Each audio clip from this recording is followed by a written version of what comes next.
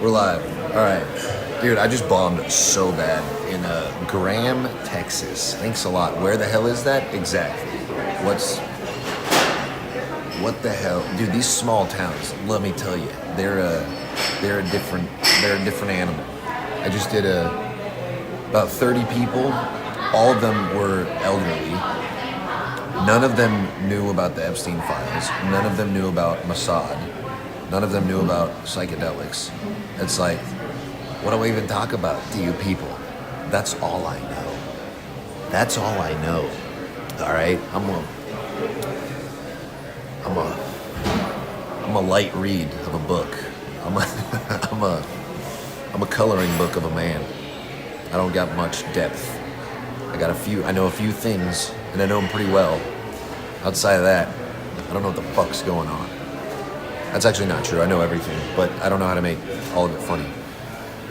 Anyways, I wanted to talk about Michael Saylor. Michael Saylor is the CEO and founder of MicroStrategy, which was renamed to Strategy, which is a Bitcoin treasury company, which I don't really understand what they do, but they buy Bitcoin and they sell collateralized bonds.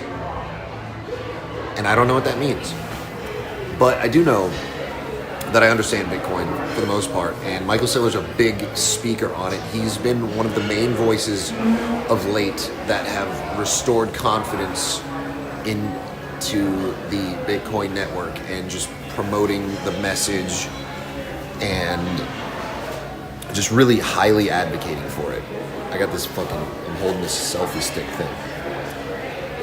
And he was mentioned in the Epstein files.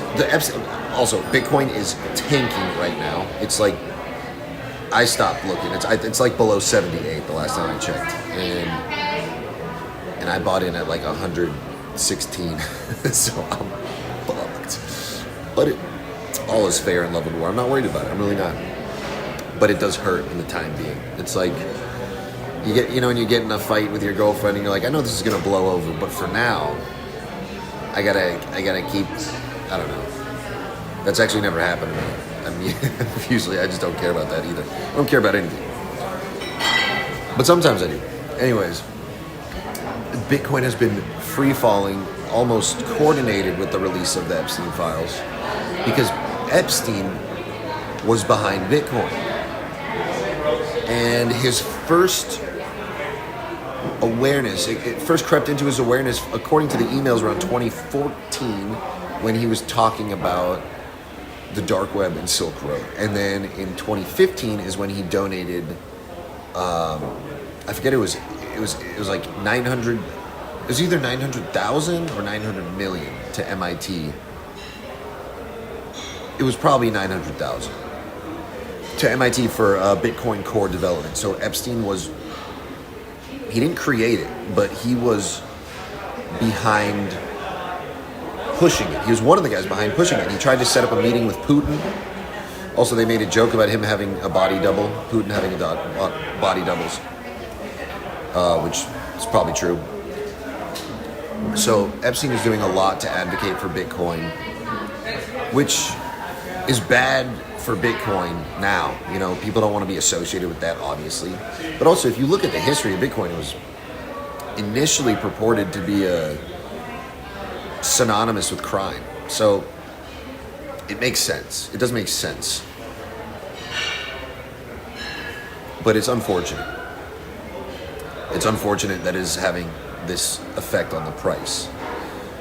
And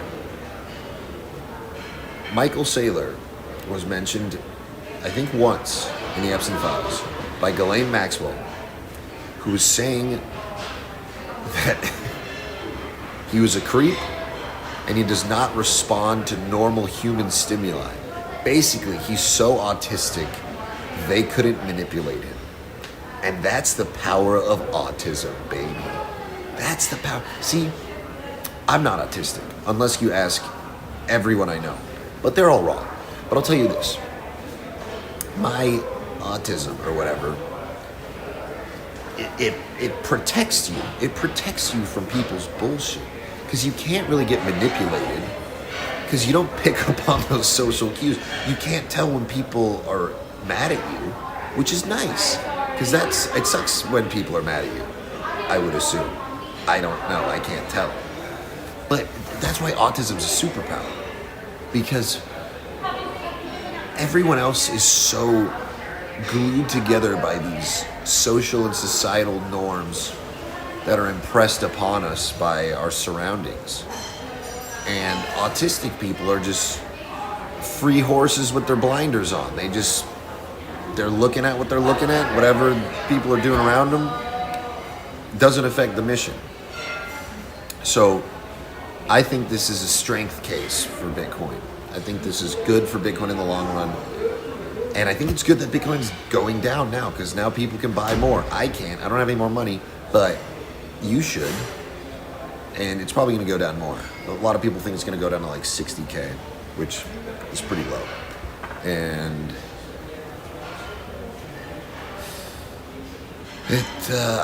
I really don't think it can go much lower than that. But if it does, just fucking sell your house and go all in. You need, like Michael Saylor says, Bitcoin is volatility is a gift to the faithful. Nobody learned how to sail on smooth seas. The volatility is a blessing in disguise, because if it just kept going up, then the masses wouldn't have a chance to hop on the train. And a lot of people are like Peter Schiff has been a long time hater of Bitcoin, and he's been a huge supporter of gold. And that motherfucker was right. He's been right for now. For now. That's how being right works. You're not right always forever. You're right for now. And then things change. Because once you think you have the game figured out, the rules change. Once you think you got everything under control, it shifts. The only constant is change. That's life. That's just how it works. You can be as successful and prepared as possible. But we all, well, not all of us, even the best in the world, they have their run. They have a good run. And then it's time to retire. And then it's time to die. And there's a window. Everybody gets a window. And if you miss that window, you may never get it back. Everyone gets a window of opportunity. Most people don't realize it or don't take it. But people like us, the real motherfuckers, we create those windows. We create as many windows as possible. We would try to hop through them all. We try to be engulfed in window land, in a geodesic dome made of light, like a chrysanthemum, which is exactly what the ceiling looks like that you break through when you blast off on DNT. A field of windows. And XRP and XLM, Ripple and Stellar, they were both talked about in the Epstein emails in very negative light. They were saying they don't like Ripple, they don't like XLM. And Ripple people love that. The XRP community is like Bitcoin is a Trojan horse to let into the real global currency, which is XRP. And you know, I don't agree with that. I don't think it's decentralized. I think the developers are holding most of the coin. I think it's a psyop, and they've been really pushing. Like, there's so much fake posts like XRP is the best. You should buy XRP, and it's like so pushed upon us that it makes me think it's not legit. But at the same time, that's also the reason why I think it's gonna blow up, because they're trying so hard to push it on us. It's like, if Bitcoin is raw milk and XRP is American cheese, who's doing more business, right?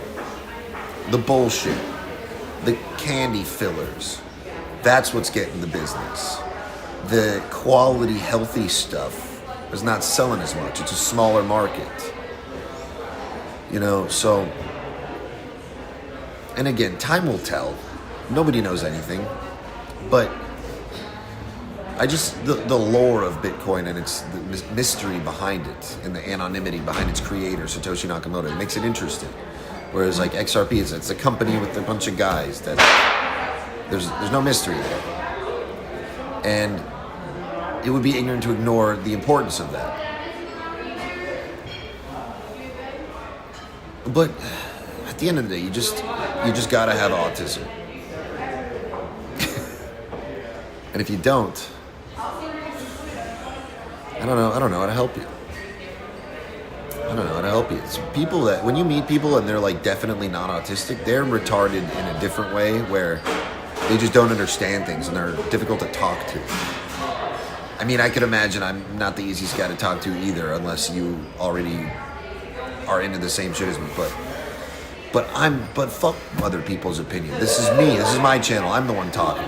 Nobody else matters. I matter, and you guys. But yeah, I bombed terribly. It happens though. It doesn't even. I've been doing comedy long enough. It doesn't even really affect me anymore. It's just like I just need to make sure that I entertain myself after, so I don't dwell on it. Because there's really not much I could have done differently. Actually, I could have. What I did was I started out doing an Australian accent, and they loved it. And then I was like, all right, I've got to be honest with you, folks. This is not my real voice. This is my real voice. And then they were like, oh, fuck this guy. That's where it went wrong.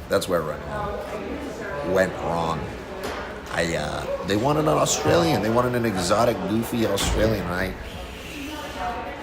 I couldn't be that for them. But you know what? I think I'm going to do the whole thing in Australian accent next time. Because you never know. I mean, look at Timmy No Breaks. He did a fucking fake New York accent. Now he's world famous. Sometimes you got to have a little gimmick.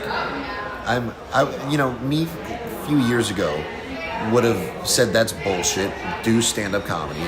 Don't try to do any gimmicks. Don't bring a guitar up there. And me, 9 years in the stand-up now, and still not too much to show for it. I'm kind of just like, dude, I'll just do fucking whatever. I don't care. I don't care about being like, a pure comedy. As long as I'm not stealing people's jokes, it's like, whatever, dude. As long as you're just being entertaining, it's like, at this point, it's.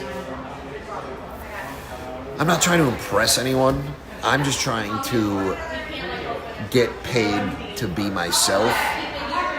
And myself is entertaining, or you wouldn't be watching this.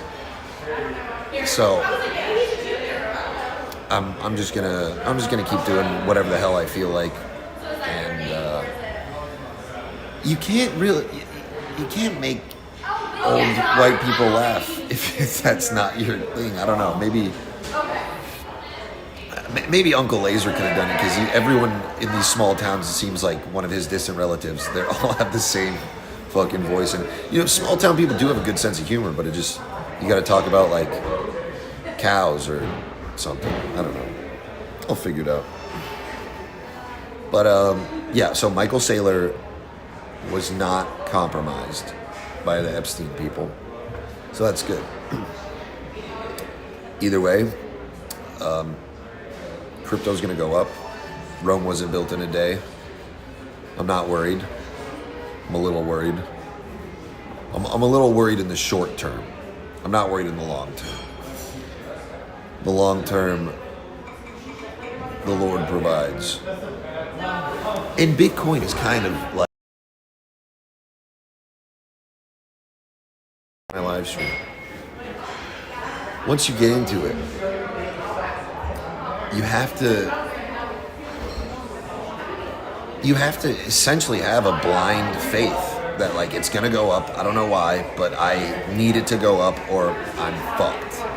And it's faith. It is. Bitcoin's like a religion. Some people would say it's a cult as a negative thing, but cults sound pretty cool. Oh, a bunch of people get together and they all agree on something and there's a leader. You piece of shit. And you gotta have faith.